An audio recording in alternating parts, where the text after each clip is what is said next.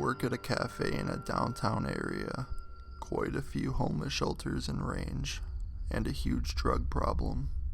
One day, I'm working behind the bar, and this redhead kid, probably in his early 20s, sits down in our seating area and starts chanting shit under his breath. After a minute or two, he starts moving his hands around like he's casting a spell. He then gets up, starts yelling and disturbing everyone. I walk over to him and tell him he needs to leave for the day. Dude looks me straight in the eye and says, "This is all a giant game. I'll fucking kill you with one finger." At this point, whatever.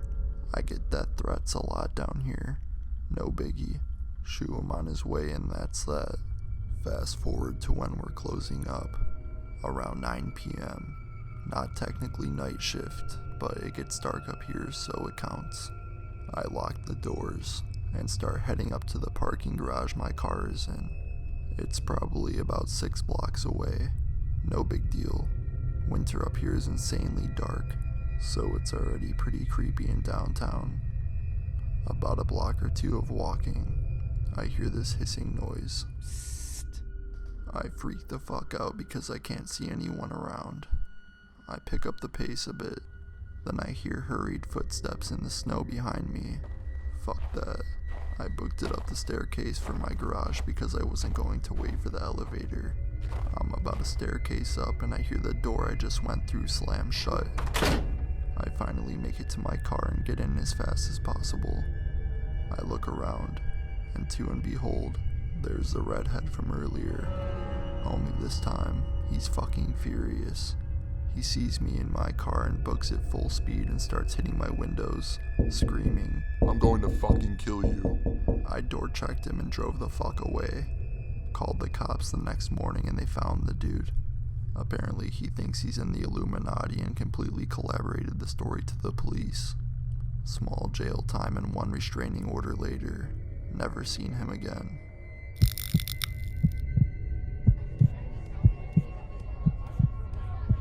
I used to be a bouncer at several different locations in the Toronto downtown area. I enjoyed working on the patio when I could, despite not being a smoker, because talking to people made the time go by faster.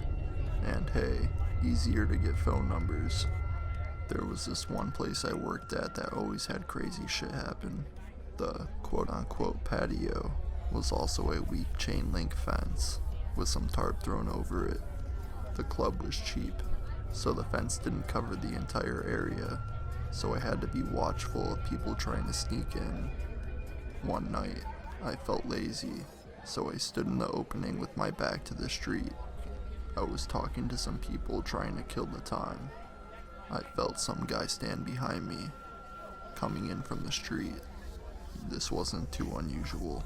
Some people get turned away, and when they see me, try to bribe their way through the patio entrance. I was having none of it, so I puffed myself up, determined to ignore him until he gave up on me noticing him. After about 10 minutes of this, I start getting a bit creeped out because the guy was just standing behind me, not saying or doing anything. I turned around to tell him to fuck off, but stopped mid-sentence. This guy was a bit taller than me. I'm 6'2", kinda lanky, very well dressed. He was also covered from head to toe in blood, like completely drenched. I thought he'd been in an accident, so I dropped my tough guy act and started asking him if he was okay, needed an ambulance, etc. He calmly responded, "Nah, I'm good. I just want to find my brothers." I was like, are you sure your brothers are here? He insists that they are here, as they told him they'd be in X city, not anywhere near Toronto, where the club is located. After his complete obliviousness to what city he's in, the fact that he's soaked in blood, and his intense stare, dude wasn't blinking. I call my boss up. When my boss appeared, I gave a quick rundown of what happened. My boss went and got some patrolling cops. When the cops appeared, one of them lightly touched the bloody guy on the shoulder.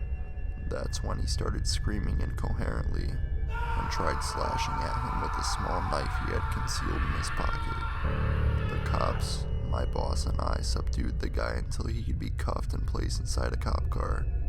The guy was screaming loudly and struggling to hulk out of the cuffs, as the cuffs cut deeply into his wrists the entire time. To this day, I still have no clue what the hell that was about.